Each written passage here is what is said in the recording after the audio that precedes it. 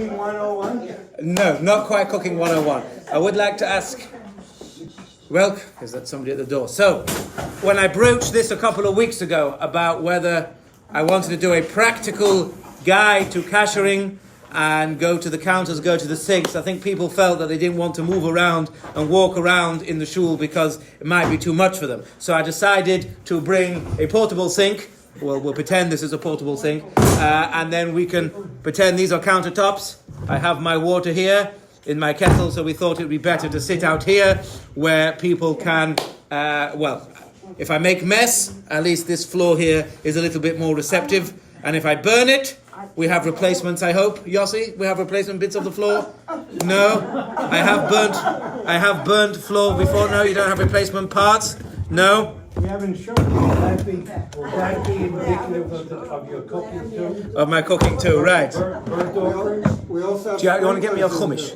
One of those chumashim. Okay, so, is everybody in from the shul? Yes. Okay, so thank you very much for coming tonight. I want to make this a practical guide to kashering. I have some various artifacts, various pieces of equipment, and we can kasher them. We can show how we go through it all, and I think a lot of people will have time for questions since you want to know what is about. I would also like to get on to next week, having gone through all of this, I want to go through the making Pesach the easier way solution, which is buy everything brand new and cover everything. But I think it's important people like to know what this is all about. Where do you buy one of those? This is from Home Depot. No, the other one. This, we can buy a roof. I actually borrowed this. This doesn't belong to me. But we use it. It's a roofing torch. We'll come to it. Don't worry. Don't get too... let's not jump the gun. So let's start with a very basic... analogy of what is kashering, what is it all about, where are we doing it? So, in the Torah, of course, everything comes from the Torah. In Parshas Matos, if you remember, the Jews went to war against Midian, and they fought against Bilam, and they killed V'lo nafkad mimenu ish. Nobody died. It was one of the most victorious. We've been through this about when it says only in that war nobody died. Does that mean in other wars people did die? In the wars of conquering Israel? But anyway, that's a debate for another time. So they come back and they've taken all the spoils and all the kalim, all the vessels from Midian. So Moshe Rabbeinu, who forgot this halacha, but we won't go into that now either because he got annoyed because he left the women alive. You know, maybe he was a feminist. He wanted to keep the women alive, and Hashem scolded. I mean, he got annoyed with the people for keeping the women alive, and he went and killed all the women. So anyway, so he says like this.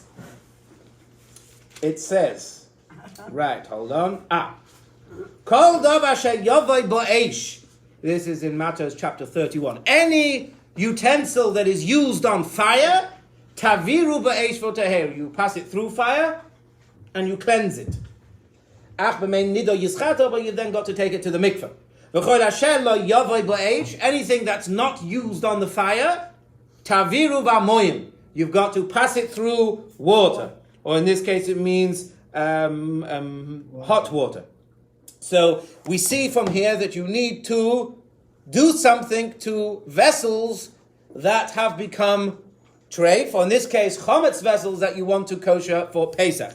We also have as we have with many things in Yiddishkeit, we have a debate about whether the absorption inside vessels is a rabbinic or whether it is a biblical prohibition. If you look in last week's Parsha when it talks about, or 2 weeks ago when it says you can't allow food from a korban to go more than 3 days. If you eat it on the third day, it's called pigul. You're not allowed to eat a sacrifice after the third day. So it says, but what about the utensils that you cook it in? Because you might have eaten it, but you cooked it, and the flavors now are more than 3 days. Or moirak v'shuta b'mois. You've got to purge out the vessels, which is a biblical mitzvah. So those who say the absorption of food in a pot is a biblical prohibition, say it says it so in the Torah. It says you've got to purge out your food from the korbanos after the third day. And those who say it's rabbinic say no, only by sacrifices, by kochim. It's so special, it's so holy that any absorption can in fact infuse the taste into the food, and it's a problem. And therefore only rabbinically is it forbidden. So, but we are going to make no difference whether it's rabbinic or whether it's biblical. I just wanted to point that out to allow people to understand a little bit more. So we also have a rule, as we saw, anything on the fire, you purge it in fire. So what we are doing is, the expression is, in the way it absorbs the taste, that's how it, I don't know what word you would use, exhumes the taste. Exudes the taste. So, that's how we know. We have to always determine what was the usage of these particular utensils. How did they in fact become either treif, or how did they become chometz stick? And that's how we're going to purge them. And if you think about a metal in the atoms and the molecules, they have a little bit of space between them, and you can get bits of the taste can somehow become absorbed in them, and you heat them up and they come out, and therefore you have no problem. So let's get into the fun part of tonight. So let's start with a sink. I think everybody has a sink, and if you want to kosher your sink for Pesach, as I say, we have a sink over there, but we don't want to start schlepping everybody over there. So this is my sink. This, I don't know, this is probably plastic, but let's assume this is a metal sink. Now, how does a metal sink become either treif? Let's say you buy a new house, it's treif, or you want a kosher for Pesach. So how did this become become a problem? So there's no heat source underneath. So most of the time you take your hot pasta, let's say, and you're pouring it into the sink, you're pouring out the water, and bits of pasta will fall out from your pot onto your sink. Or you take your hot soup, your hot barley and bean soup, and you pour it down the drain, and therefore that's known as iroi, which literally means pouring, like this. So therefore the absorption of the chametz is only absorbed from the pouring, the force of the pouring, as opposed to being boiled up, because nobody boils up anything in the sink. Even if you soak dishes in the sink, you know, they're not usually scaldingly hot, because otherwise you won't be able to put your hands in them and clean them. So they're usually hot, but they're not usually boiling. You don't usually have boiling water in the sink. So, how do we kasher it? I advise anybody who wants to go out and kasher, don't bother heating up water on their stove. First of all, you'll be there a long time. Go out. See, I'm English, so we use these all the time, you see, because, you know, we make our tea and our coffee with them. Well, I don't, because I don't drink tea or coffee. But anyway, my wife says she doesn't want to see me in the morning on coffee. I'm exuberant enough as it is. Baruch Hashem. But anyway, so go out and get yourself, when I said to people in this country about kettles, they think I was mad. But anyway, go out and get yourself one of these. They come like this, you get them. If you want me to do a product marketing, these are from Walmart. I think they were $8.99, sitting like this. I'm not going to use hot water now because I don't want to burn anybody here and cause problems. But anyway, go out and buy yourself one of these kettles. They boil up. In England, they boiled up very quickly because I think they have double the voltage. Here, it's half. It takes much longer, which is very annoying. But anyway, you could fill it up with hot water, even though I was always told never fill a kettle with hot water. I went through this on Shabbos and people thought I was crazy. We was told never use hot water because if it's anyway, so we put hot water in, which is already hot, and you boil it. The water must be boiling, not hot, boiling. What about an urn? No, the Shabbos urns don't get boiling. I can't understand why, but the Shabbos urns, the electric urns you plug in, apparently they don't boil. They get very hot, but they don't boil. Perhaps I'll do a demonstration. You'll see. That's also, it's got to be boiling and bubbling. That's not boiling. It's got to be boiling. Maybe I'll do a demonstration. That you'll see when this boils, you'll see the bubbles. It's got to be bubbling, actively boiling. And when this finishes, you have about 8 to 12 seconds from when it finishes and you hear the click to be able to use it, because otherwise it cools down. If you want to leave it boiling, the trick is leave the lid open like this. It will boil out. If you listen to an instant hot under the sink, you can hear it boiling. But it's not continuously boiling. And then it stops. And then it starts again, maybe 5 minutes later. But you'll hear it boiling. It never boils. I always understand they're not actually boiling. It gets very hot. Well, we can investigate these things. But let's keep down. So this actually boils. You'll see the bubbles, you'll see it over there. If you want to keep the cap open, obviously it takes longer to boil, but then it doesn't go off. And then, because otherwise, if you miss it, if you're at the other end of the room and you hear it click, by the time you get over to the room, it's too late. And therefore you have to click it on again. Only take 20 seconds to reboil, but you have to do it whilst it is boiling. And you'll hear, when you pour it in a metal sink, you'll hear the pop of the sink. You know, as it contracts and expands and contracts, you'll hear the ping of the sink. So don't let that scare you. Now, so it has to be perfectly clean. Now, when we say, how do you check things whether they're clean? You'll answer me, with what part of your body do you check whether things are clean? You're going to tell me, oh, very good. Most people say their eyes. But no, you have to check with your fingers. Rub your fingers in and make sure that it is smooth. You don't feel or see any grease on your fingers, and you don't feel any bumps. Okay, so I would take one of these scourers or whatever you call it, make sure that it is perfectly clean, and it's got to be dry, which is why when you kosher it, we have to kosher the bottom first, because if we kosher the sides, obviously the water is going to drip onto the bottom, and you won't be able to kosher the bottom. So you take your boiling kettle, this is boiling, it's just clicked off, and you make sure that the water is a continuous flow. If I go like this and I just dump it in, no good, because by the time the water hits here, it's not connected to my pot anymore. It's cooled down, it's not good enough, it's not kasher. It has to be a continuous flow. So the water that hits here is still connected to the water in my pot. Very important. Has to be a continuous flow in order to make it kosher. So you have to go through the sink, make sure the water is on all parts of the base, and then the base is cut. You'll hear the pop, you'll hear the steam. I didn't bring my goggles because I never wear them, even though I should. But I'm an Englishman, I always get stressed up. You say, you have to protect yourself. But even so, I still burnt myself. But Baruch Hashem, it's healing nicely. But anyway, then you have to do the sides, right? So now a good idea of the sides, and I'm going to make a big mess over here on the table, is to pour it right over the edge of the lip. And if you're watching it, you'll see the water is running down. Right? So I'll do it from the inside, hopefully, if people can see. I hope people on Facebook are watching. If you pour it over the top, the water is running down. I don't know if people can see, but you get the idea. You pour it over the edge, and the water runs down. But you must make sure sometimes the water will go like this, and that middle bit will be left with no water. So you have to be watching through the steam. You have to make sure that the water is going all through the areas. Then you do all the sides.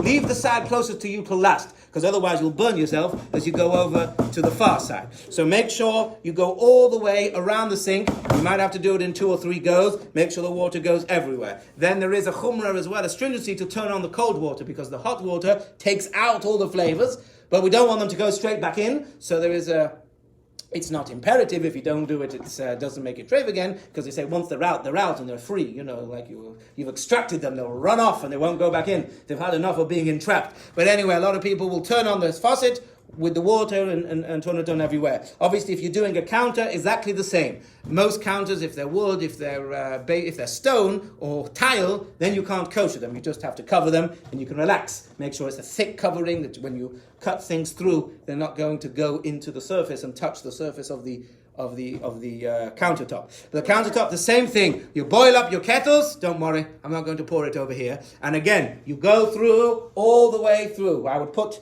what I like to do is if you have cupboards, if you open the cupboard doors and you put your towels over there and they catch it, or if you do it towards the sink, you can make the flow go into the sink. But the bit on the very edge, we'll have questions soon. And then if you do it over the very edge, obviously that's going to go on the floor. And the problem is, you've got to make sure it goes over the whole area of your counter. So inevitably, some of it is going to fall on the floor. If I have a tabletop like this, I can start from here. So this bit might not fall on the floor, but by the time I get to there, so it's going to happen. So take precautions and bring towels and so on. But that's what you do. You make sure your whole surface is covered with the hot water.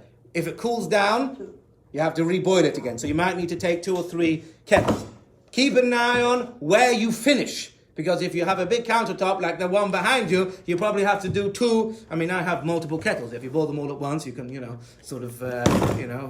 like you do when you do a tahara, you have to do 3 consecutive, although I think here everyone goes to the mikveh. But if you do it without a mikveh, you have to do 3 buckets of the 9 kav, and you have to start the second one before the first one finishes. Otherwise, you have to do it all again. But that's the same with the kashering, doesn't matter.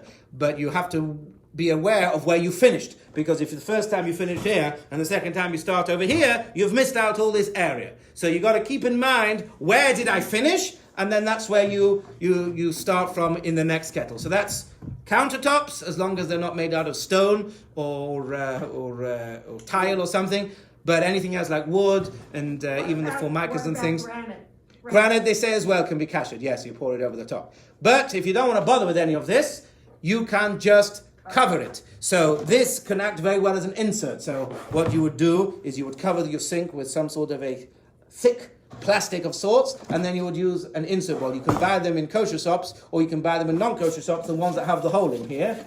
And then a lot of people use two bowls. They have one outer bowl that has the hole, and then they have an inner bowl as an extra stringency. So they wash up everything here, and then they pour it down the inner bowl. So that is the easier way. Is that what you do? I see you're nodding at me. That is the easier way of doing it. Is you put, and the same with the surfaces. You cover them. If you cover them with aluminum foil, even if you wet the aluminum foil so it sticks, that's not going to last very long, and you'll be constantly recovering it, which on Yom Tov is a problem. But I would cover it with some sort of a thick plastic tablecloth, plastic whatever, and then whenever you chop, make sure you chop on a chopping board so it doesn't go through, and when you put down hot food, you should put them on some sort of a trivet, so therefore the bottom doesn't burn through. That's the easier way of doing it, and the more simpler way of doing it, which is just to cover it. Right, so that is a sink, and that is a surface. Now, let's get on to... After you kasher the sink, Yes. don't you need something on the bottom? If you completely kasher it, no. There are some people who say you should use like some sort of I forgot to bring my kashering stone. The one that people think I'm going to hit my wife over the head with. I have this. It's a hook with a stone in it that you heat up. We put a bradle. Right. Some people do that, but some people are machman on it. Some people are not. But I should have brought it. It's a brick inside a flashy compartment thing. You're saying you don't need to No, you don't need to do that. No, that's an extra chumrah stringency that people use. Or some people take an iron and boil it on the surface. There are other tricks that you can do. You can use a blowtorch and heat the sink, the metal, to 500. We'll come on to the blowtorch in a minute and other ways of doing things. What about non-metal sinks? Most people kasher plastic, so you could do plastic as well. But my sink this year, I've noticed, is plastic, and it's also very greasy. So I think, So I think I will be covering and using bowls in my sink. So not on the plastic, no. Okay, so I took everyone's questions while telling you not to ask questions. So I better answer you. What about a steamer? So this is a big issue nowadays. If the steam comes out at 212, then you're fine. But apparently you have to get a commercial steamer for that. I know steam cleaning is the new big way of kashering. That I know in Orlando and all these places where you go get your kasher things, that's how apparently they've kashered it with these steam stuff. But apparently, if it's there's two ways it works. Either some of them eject water, and then it heats up the water on the surface. So you have to stay there 2 or 3 seconds. So that way it's like Hagala, you're causing the water to boil, which we're going to talk about soon, is an effective way of kashering because you're boiling the water on the surface of the sink, which is fine, which is another way you can heat it up with a blowtorch, pour the water, you see it bubbling, and then you've kashered. So that's some of them, but then you have to hold it there for a few seconds. First spurt of water wets it, the second bit heats it and makes it bubble. Or if it's directly at 212, it heats it up. Yes, but steaming, you have to be careful to get the correct commercial style temperature. So that is an issue if you're going to use steaming. Yes. Right. Let's get into some pots. What about a porcelain sink? A porcelain sink. Well, the people kasher porcelain countertops, don't they? So let me look up on. I have to look up about porcelain. There's a whole list of things that can't be kashered. Porcelain is one of them. Huh? Porcelain is one of the ones they don't kasher? They stay. I've got a list of them. I'll have to check it out. I'll have to look it up afterwards. I mean, You have a porcelain sink? Yes. Oh, right. Okay, good job you're going away then. But otherwise you could just use, if not, you have to cover it and use these inserts. Thank you. Use these inserts. But I'll check up about porcelain for you. Okay, yes. So if you cover your tops, your countertops, do you have to pour the boiling hot water? No, you don't have to. No. Some people do both, like I like to do, as extra stringency, because everyone does a lot of extra things for Pesach. The beginning of when we became a nation, so people go extra. But if you cover them, that the food is not getting through, then you don't have to pour the boiling water on. Correct. That's the easier way of doing it. Right.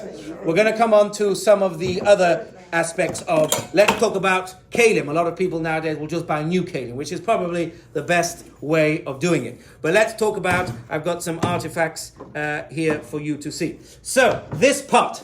Let's say you want to kosher this pot. There's a few things that you could do. 2 things you could do. Either, first of all, of course, goes without saying, has to be completely clean. So you have to rub your hands in and make sure that you don't feel any grease. Look, now it's clean. My wife will be pleased because this is mine from home. So, and the outside has to be clean too. Discoloration, if it's flush with the surface, if it's black, is okay. If it's, we're going to come on to rust. Rust is a problem because there could be chametz under the rust. You can't kasher anything with rust on it. So there are two ways you can kasher this.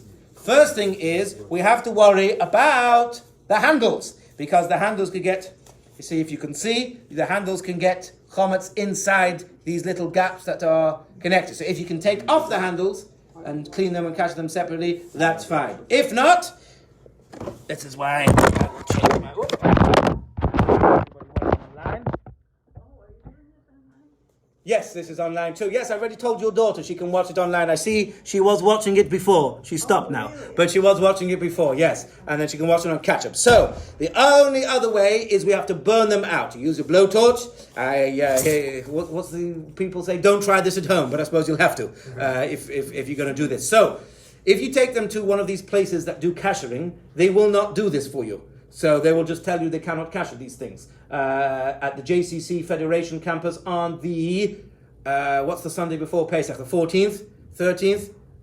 They're going to be doing a kashering. And don't worry about this hate event. It's been cancelled. So, not the hate event, that hate rally, or anti-hate rally, has now been cancelled, which I suggested because it's a week before Pesach. It's very difficult. But anyway, so that's been cancelled. They are doing a Hagala session. If you want to take your stuff to the JCC campus, you go into the Federation of Boca Raton, you go right round the back, they have the Federation and JCC building, they'll be having a big pot there, and somebody dressed up like me, with these gloves will be dunking things for you, but they probably will not do things with lips, which need blow torching, which I'll talk about in a minute. So, you have to burn them out. So there are two ways of doing this. The most common way is I'm not going to set off any alarms here. So you burn it out like this, and you see, I don't know if people can see, I've charred this spit at the side, and it's now completely black. You see, if people can see, this is now black. You see, I took that piece of dirt. Sometimes if you go to stores and things are really dirty, you'll see the grease is dripping down here. But anyway, but now that I've made it black, I've burnt it, I've done libun gomer on it, and therefore now I can do the rest. So you have to burn out the handles, very important. So you burn around here and make sure it's all black. Yes, it might discolorate it. What can you do? So my wife will shout at me later. What? Much easier to have new pots. Much easier to have new pots. Right. And the same if you look inside with some of these areas that have connectors in. You take your blowtorch and you basically run around the edge with them and you burn them out. Now, once you've done all of that and it's perfectly clean, there are three things you can do. You're worried about stuff that's trapped in there. Yes, because they're very hard to clean in these little, they can have little... Because of little edges. That's right, where it's connected to, there could be stuff stuck in there. So now there are three ways that you can make this kosher for Pesach once we have taken care of the ledges. One is dip it into a boiling pot of water. Be careful, it's got to actively be boiling. If you dip a lot of stuff in once, it will stop boiling because that's how it happens. It cools down. You have to wait for it to come back up to the boil. Either you dip this in. Now, when you take something to the mikveh, you've got to dip it in one go. That's the halacha. Mikveh has to be all in one go. When you do kashering, you can do kashering in multiple goes, as long as I said, with the water, you make sure you remember where you were up to. So if you're kashering in a smaller pot, you can do this in 2 or 3 goes, remembering, obviously, where you get up to. If you can only dip it in up to here and it goes here, and then the next side you can only dip it up to here, and you miss all of this, is no good. So you dip it into a pot of boiling water for a couple of seconds or 2, and then you take it out. Hence, that's why we have these gloves. And then, as I say, some people put it into cold water afterwards, and make sure that the stuff that came out is not going back in. If you're doing this at home and you haven't got a Pesach pot, you should use a clean chametz pot that hasn't been used for 24 hours, and then you should just boil it up. That koshers the pot itself, and then you can use it. I should have also said, very important, that all these things before you kasher them should not have been used, certainly for anything hot, for 24 hours, preferably nothing at all. So your sinks should have no chametz poured in them for 24 hours. These pots shouldn't be used for 24 hours. Otherwise, you have to pour something like ammonia in the water to make it pogum, to get rid of all the taste. But anyway, 24 hours wait, and then we can do this. The other way you can do this is actively pour water all over here inside here and boil up the water in the pot. So the pot is boiling itself, and then either you drop in some sort of a stone or you add in more water to make the water boil over the edge here. However, there is a much easier way, which will probably ruin your stoves and ovens, which we do in the stores because we can't be bothered boiling up all these pots with water and getting wet and dripping them in water, is if you get this pot to what's called libun kal, which is like 570 degrees, which is the expression is kash nisraf on the other side. So if I take a piece of paper and I touch it to here and it burns, then we know that this has got hot enough to be considered kasher. So what you would do, let's say you have your stove, turn it on, put the pot upside down so the heat is going in the stove, and I would leave a piece of paper on here. So like in stores, we have all these pots lying on stoves getting heated. If you do it on a glass top, you'll probably crack your glass top, unfortunately. I still don't understand how you can have a cooking device where they tell you can't have all the cooking things on once, and if you put the pots on it, you could crack it. But never mind. But leave this piece of paper on it so the heat is going through, and then once you see this paper starting to burn and brown, you know that your pot has reached the desired degree for libun kal and it is now kashered. Hence, I have used, what did I do with them? Where are my pliers? What's here?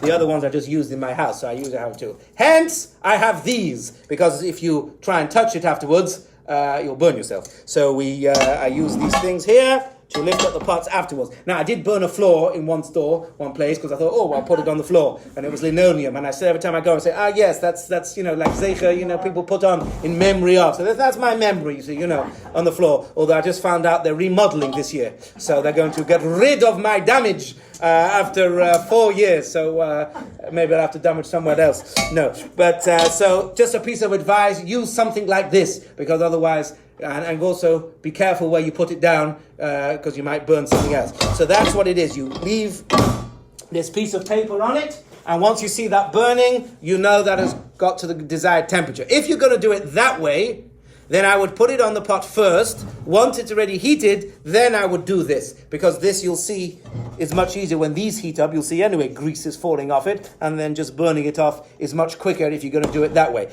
If your oven can cope with it and won't crack, this is probably the best way of doing it, because you're not getting water everywhere, you're not boiling water, and if you've got a pot of water and you're dipping it in, that's quick. But if you're allowing the water to boil up, sometimes that can take a long time if it's a big pot. But if you turn it over on top of the stoves and allow it to heat up, that can actually be quite quickly. So that is probably the quickest way of doing it. But if you've got a glass stovetop, you might crack the glass. So don't blame that on me. Now, things that you have to be aware of. This knife here cannot be kashered. Why? Even though it's metal, and we kasher metal, because it has a plastic handle and it has all these grooves where the bits of chametz can come in.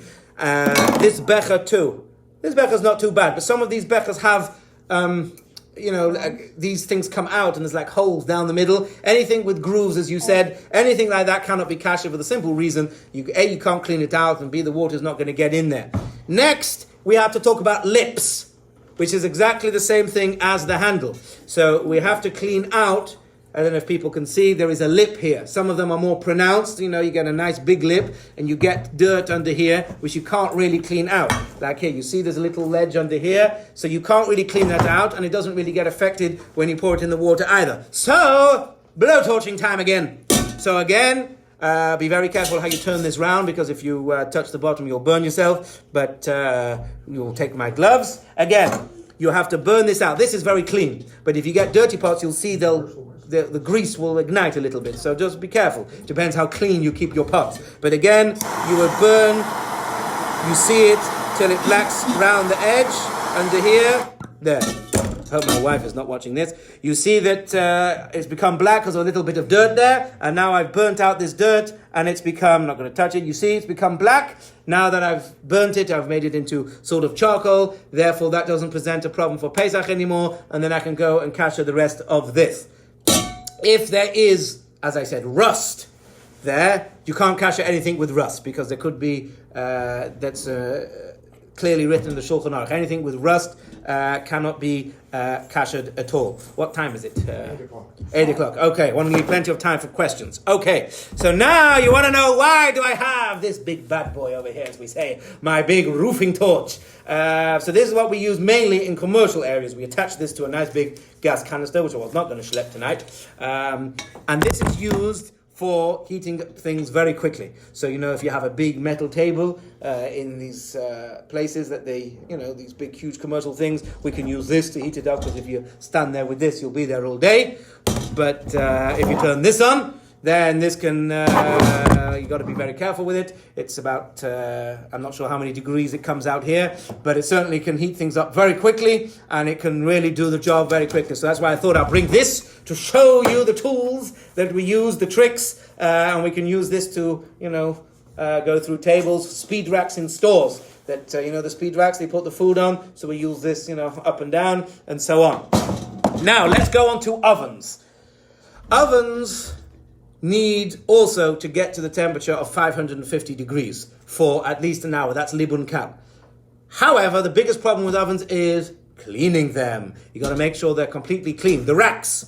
I bought this for two reasons. I'm going to show you about kashering grills in a minute. But let's just assume this is an oven rack, for argument's sake. You have to clean all, get a wire brush of some sort. In the stores this year, it was great. They had a drill bit.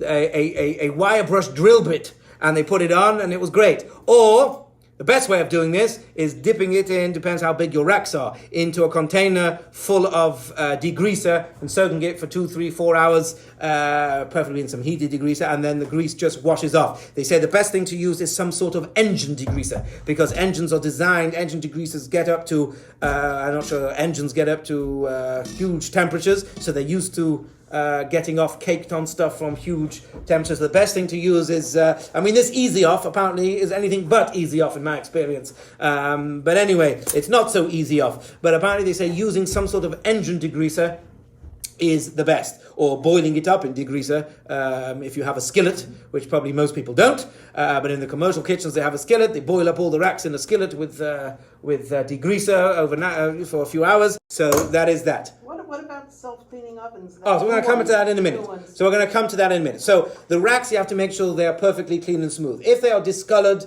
like it's black, which is flush with the surface, that's fine, because that's like being burnt away. Or if you wanted to burn the heck out of them with this and then become unshapely and bent, you feel free to do so. But once this is perfectly clean, your oven doors, the seals where they seal around the window, pay special attention to there, because you get lots of dirt, lots of brown stuff in there. I'm going to tell you, I've never kashered an oven privately. We always, in England, they don't kasher ovens. We have a tabletop oven. There's a picture of me on Facebook. I came to Rosh Chodesh Nisan. Was the day I came to America, because yesterday was my anniversary. My wife and daughter went out to celebrate on my behalf, but while I was in shul. No. And so they went out to celebrate on my behalf. And we moved here Rosh Chodesh Nisan 2 weeks before Pesach, and I didn't have a car, so there's a picture on Facebook you can see of me wheeling this big oven on some sort of a little cart 1.5 miles from Buzz Electronics on Coney Island Avenue, if you know that store. Is it still there? Buzz Electronics? I don't know why I didn't get a cab. But anyway, and I wheeled it through, so you can see that picture on Facebook. Anyway, once your oven is completely clean, according to American rabbis anyway, you can turn it on. I would leave it on for 2 hours, because it takes time to get up to the highest temperature. It has to be on the highest temperature for an hour once it reaches that temperature. So let's say 2 hours, as long as it's on 550. If it doesn't get up to 550, you have to leave it on 3-4 hours till it burns. However, there's a new phenomenon called self-cleaning, which basically does like this. It burns out, gets to a temperature of Libun Gomer, 1,000 degrees, 850 degrees, whatever you need to get, and anything that is left is complete charcoal and ash.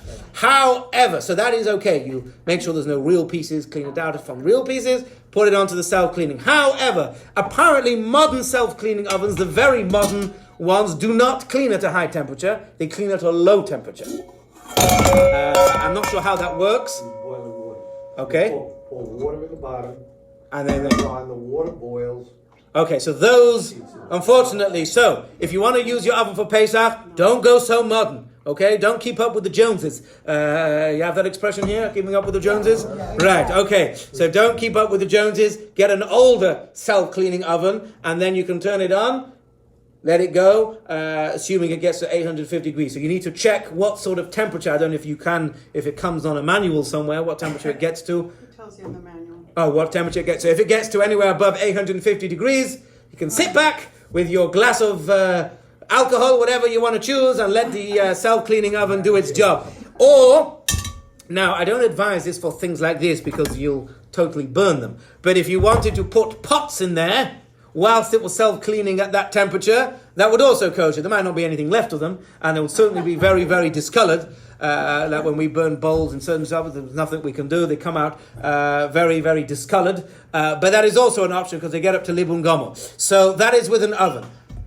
The easy way of doing it is to get a tabletop oven. I mean, that can be very good. I mean, I paid, $60 I think I paid for my table, it's nice and wide, and they heat up. The stovetops are a nightmare. They take forever. I should get myself a gas one. But I have like an election stove because most people will not kasher glass stovetops. However, there is a cheating method of this. Okay, everything has cheat codes. The actual burner itself can be kosher. You turn it on to its highest temperature till it's glowing, 10-15 minutes, leave it on, and that is kosher. The problem is it's the areas around there that don't get hot enough, but they still become treif. And most people will not take a blowtorch on them because you'll certainly crack it. Although I had a friend who did it and he didn't crack it. I wonder if he was spending long enough on each plate to get hot enough. You know, if he does do it like this, it won't crack, but then you haven't cracked it. But anyway, so if that is the case, you can cheat, which is you kasher your burner areas, the 4 burners, keep them on 15 minutes, 20 minutes, they're all glowing, and then you buy these little trivets and that raise up from the level of the stove, and you put your pot on there. So your pot is not touching the stove in any way, and if anything falls or touches the stove, that obviously then becomes chametz, and that obviously becomes a problem. If you are lucky enough not to have a glass stove top, the ones with the grates, then you can do 2 tricks. Either the burners themselves, they kasher, you turn them on to the highest temperature, 10-15 minutes. Either you can if you're kashering your oven, don't let me take responsibility for this, you take your grates, put them in the oven. Even if you're not using a self-cleaning oven, if you're just going to clean out your oven perfectly and kasher it at its higher temperature for 2 hours, you can still kasher your oven racks, the top bits of the oven, what do they call them? The grates, the grills, not the grills, the pot holder things, the grates, you can kasher those in the oven. Or you can do something a little bit more complicated, which is basically you have to form you could just burn them out like this. I've seen people in commercial ovens. I was watching Rabbi Label Miller at a wedding last Thursday in the Hilton Hotel in Miami Airport. It was hilarious having a chuppah with planes coming past. But anyway, and he just burns.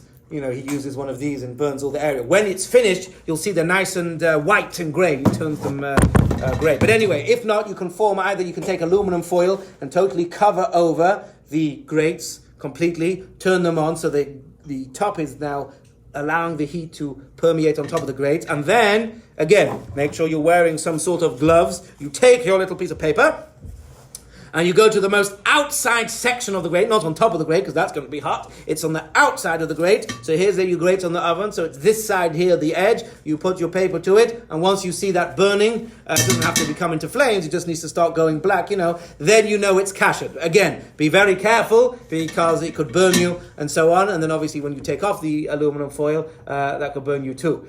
Some people like to put it on a lower flame, because then otherwise it burns through the aluminum foil, and it just takes a lot longer. But you have to somehow cover the heat with something, or you stick them in the oven if it's a kosher oven that you kosher for pesach, and burn them for 2 hours. Now, a grill. This is a grill. Problem with a grill is you put the food directly on. See, all these things cooking, you're not directly putting the food on the heat source. As either, if you're cooking, there's water or there's oil or whatever there is in the pot, so it's not directly cooking. But if you're putting it on a grill, you are directly putting the food on the grill. So this really absorbs complete taste. Or a pizza oven, if you're putting the pizza on the floor of the oven. That needs libun gobel, that needs to be heated up to 850 degrees. So, what you do, if you have an outside barbecue or whatever, is whether it's gas or whether it's charcoal, is obviously the bottom bits that you turn on, they can be turned on as normal. Then take charcoal, not self-lighting, because otherwise it keeps exploding itself, and you spread the charcoal over the top here.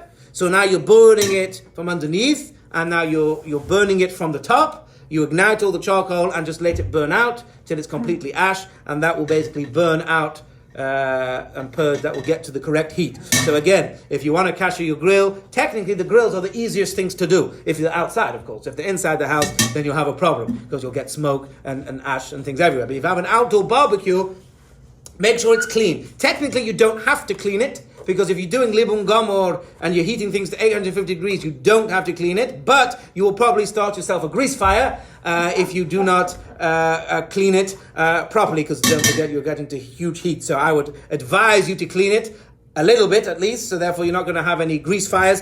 Completely cover the surface, same as you do with a pizza oven. Not that I think any of you have a pizza oven at your home, but it's still good to know what they do. We line the complete floor of the pizza oven with charcoal. You turn it on to the highest degree, so the bottom bit is lighting, and then the top bit is lit, and then you just allow it to burn out, and you clear out the ash, and then it is kosher. Okay, I know there's a lot more we can talk about, but I'm trying to keep this practical. So, what time is it now?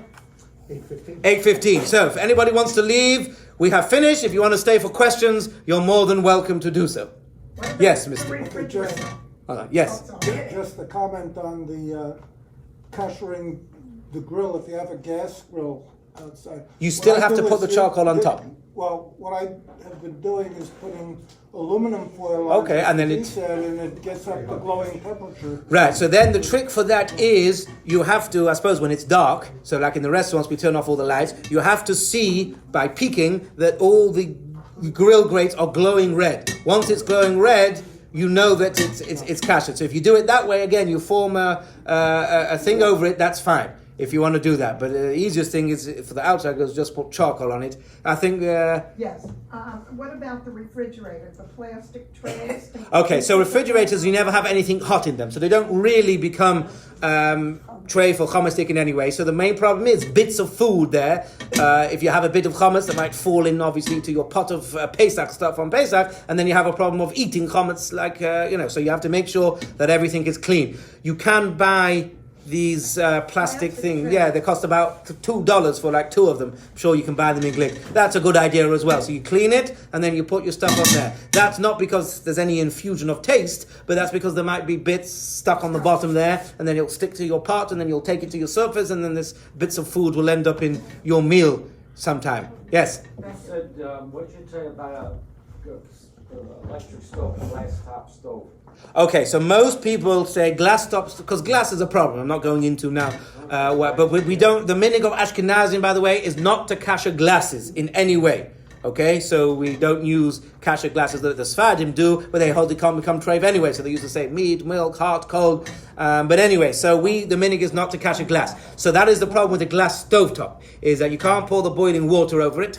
And you can't do anything to it to make it kosher, unless you do this libun gomor on it, which will probably ruin it and break it, and therefore you have a problem. So the idea is the burner area itself, which glows red hot, that gets to the correct temperature to be kasher libun kal, because that's on the flame. So you turn those on, apparently not all at the same time as well, because that could also crack it, which I find hilarious. I mean, what you're supposed to do.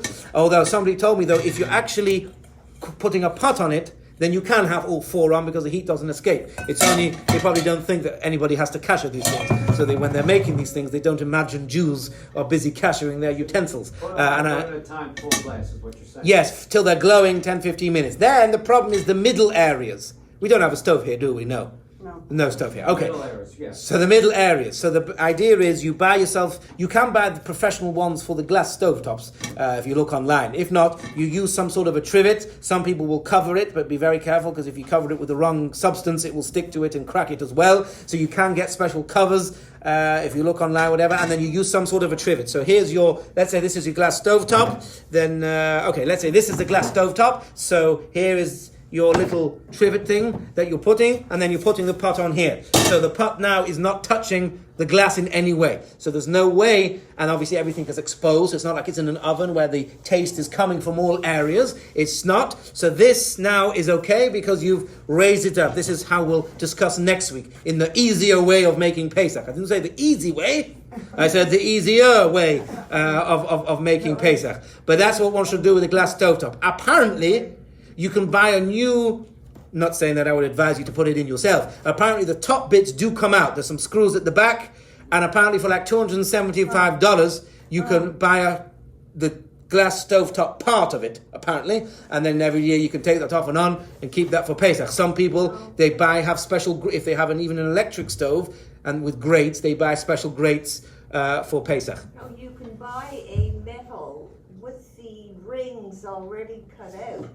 They can Right. sell them in Montreal anyway. Right, I know people do. They put special ones in for Pesach and then take them out, put them out for chametz. Yes, you can get these things. That's why huh? They're not meant for glass.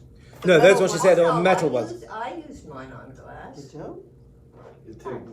They often come with a warning saying don't use. Right, okay, well, you have to, as I say, I have a tabletop oven and I have stovetops, which take forever. I should buy myself a gas one, because these electric ones, these little portable ones just seem to take forever to boil or do anything, which is why when I'm boiling something, I use my kettle to boil up the water, pour it in, and then boil. It saves me about 45 minutes. That's why I'm giving the shir now, so people can plan. Those of you who are not going away, and those of you who do not have a separate Pesach kitchen, you can plan and do things that can make things easier for you. Yes?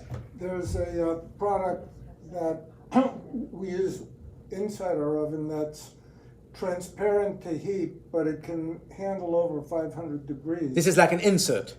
It's an insert advertised to catch spills and stuff, but I was wondering, because it could take that much heat, could it be used over a glass?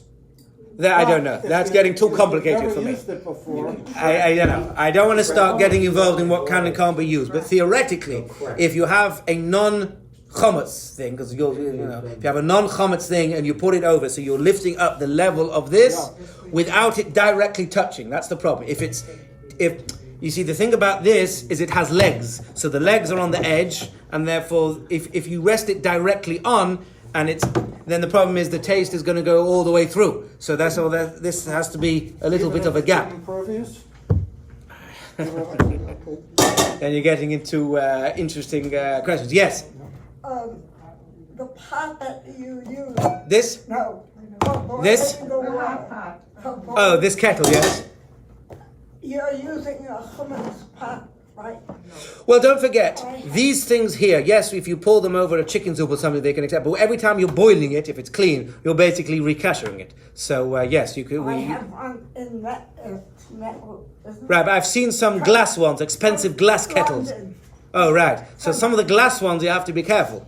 You can get all sorts of flashy ones. That's why I say stick to the cheaper ones when it comes to things like this, and then you don't get into too many questions. I have a metal kettle as well. I think I put it on the table here. I have no idea why. Oh, I have no idea why, because I keep burning myself on it. That's why I try to get plastic ones, because you don't burn yourself as much. But anyway, anyone else have any other questions? Yes? Karen wants to know about a toaster oven, which I can't imagine could be kasher. Well, tell her to buy a new toaster oven. They're only about $50, $60, which, no, seriously, by the time you finish scrubbing it and cleaning the racks and doing everything, again, if you get it perfectly clean and you pay attention to the seals around the door and around the glass, and you get it, and the racks are perfectly clean, and it's all clean, you put it on. If it can get to 550, what temperature is the highest it gets to?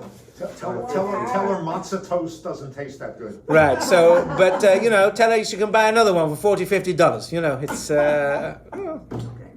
Thank you. okay. And it'll take another few days to get to the next cruise. Is that? Are you saying, Rabbi, that am I saying what? When you kosher a barbecue, Yes. you can put directly, because we always kosher the If put you've- something else on top of it. You're talking about on Pesach, after you've kashered it, you want to know if you can put the food directly on. Yes, once you've done libun gomor and you totally burn it and you've completely kashered it, yes, you can put the food directly on, yes. Or you can get one of these. Well, this itself is a grill plate. Right, but I'm saying No, they we have these metal things that fit directly over the grates, you know, where they cover each part of the, The kappa, they're selling kappa ones. They're disposable. like aluminum foil, yes, it's like an aluminum foil thing. So the problem you have to be careful with that, if they're both conducting, you see, and you put the metal on top of the metal and then the food, then the taste can come all the way through.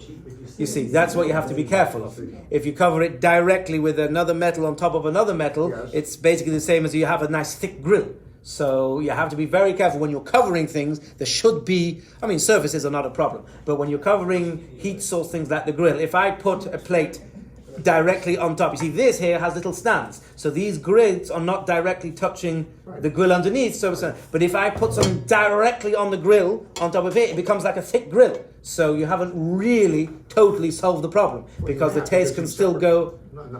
If it's solid, certainly, like they have these grill mats that are solid, you know, that unroll. They're actually flexible and they roll flat. So that actually doesn't let any of the air come through or any of the... Right, but obviously it's getting hot from the underneath, because obviously that's heat transmission. That's not right. But if the heat is going through the original grates into your grate, which is heating your food, you might also have a problem of covering grills is not a good idea. The best is to. Okay. I mean, you said you've kashered it anyway first. Yes. So then, no, fine. If you want to be extra makmeh to cover it, fine. But the problem, as I say, if you cover like that, you basically are just making a nice thick grill for yourself. It's depends how thick it is and whatever. But the best way to do it is put the charcoal on top and just let it burn out. What about Yes. microwave? He asked about microwaves. Okay, can we go back to the barbecue first, though? Yes. Okay, so let's say, for instance, we're going to a place that has a trafe barbecue. Right. And it's been used by whatever. And I could use that on pace. How do I make, Bob tried to explain, but I want to hear it. Oh yes, on our way home from shul on Friday night, as I say, where I normally prepare my sermons, not prepare them, but go over them. So and on Shabbos morning. Shabbos morning. No, I walked Shabbos morning with somebody else. Oh, okay. So that's my time to think through things. So I've got to find another time. So we get there. Right. What we buy. It doesn't matter if it's treif, if it's comets, it's all the same process. Okay, so we line this barbecue with charcoal. Yes. Okay. Not the inside. Well, if you ignite it with charcoal, you should have charcoal underneath and charcoal on top. So then you turn the gas on underneath and the charcoal is on top. There should be two heat sources, underneath and on top. So you're squashing the heat onto the grates. So the charcoal goes right on top of that Yes. grill right there. Yes. And you turn on the fire. But On the gas underneath. There's nothing like I don't put charcoal on the bottom. I thought you put charcoal on the bottom No. too. Well, your food never goes on the bottom. Right. That's only what goes on the bottom. Are you talking about if you have like levels where you can put the food afterwards? No, I mean, If you have one of these flashy I don't know ones where you put what racks the on? barbecue looks like. I don't even know if there's a barbecue there. But I thought Bobby said you put the charcoal at the bottom. Then put If the it's a flame charcoal grill, you have to have two layers of charcoal. Charcoal underneath, charcoal on top. But if it's gas heated, so the gas is underneath and the charcoal is on top. But we don't have to clean that barbecue to start with. Well, if you didn't clean it and it's filthy, you'll probably end up with a grease fire. So, so you just be careful of that. It's happened to me many times. You think it looks clean, and you think, it wasn't clean, as you see the fire igniting at the back. So all I ask you or urge you is caution, to make sure that there's no grease and it will cause a fire. When you finish with it, the grates should be a perfect sort of, they all turn like sort of like a greyish colour. So if your racks, your oven, if your stovetop things are still black, or or not the right color, you haven't done a good job. If your racks, when you finish with them, are not nice and grey, you haven't done a good job. But let me talk about microwaves. So microwaves again is a big to do, and microwaves are not really expensive. You can get a basic microwave for $40-50, I think. Not that you can get big, flashy, expensive ones for $200-300. I know, but my advice would be to get another one, because you have a glass plate in most of them, and most people say the glass plate could not be kasher. So that's problem number one. But you can have, I think some of the ones you use in shops and stores don't have a plate. So if you have one with a plate, you have a problem, because most people won't kasher the glass plate. So that's problem number one. Problem number two is if you look at a microwave, they have these funny holes on the sides, and usually they are caked on with dirt. If you look, there's yellow and brown stuff. So if you can clean all of that, and sometimes you have like a little something that you can take off, and then there's all sorts of dirt in there and around the edges. So if you can get it perfectly clean and get the edges of all this stuff clean and the edge, you know what I mean? You see they have holes and there's all this brown, you know what I mean, Yossi? So if you can get all that off, then again, you can take a glass, boil it up with water for 10 minutes and allow it to heat over. One experiment you should do, but don't burn yourself, is when you've heated up water in your oven, in your microwave for a few minutes, feel the top of it. If it's boiling hot, and you burn yourself, well, be careful, then you know your microwave is such a microwave that can become treif and a problem because the heat has got so extensive. There are some microwaves where you can boil up the water for 10 minutes even, and it's so boiling hot, and you put your hand on the top, and it's not hot at all. Somehow it doesn't, so those microwaves are much easier, because they don't really become treif, because the heat source can never get to the walls at a temperature to make it treif, or chomet stick. So I would advise you, in a safe way, I always try and test the new microwave and move my new house, test it out, but be very careful. Boil up some water for a few minutes till you see the water steaming up. Put your hand on the furthest point away and see how hot it is. If you can't touch it, you know your microwave is a microwave that can become treif and chomet stick. If not, technically, it doesn't become treif and it's fine. But I wouldn't advise you to take that leniency on, and I would still kasher it anyway.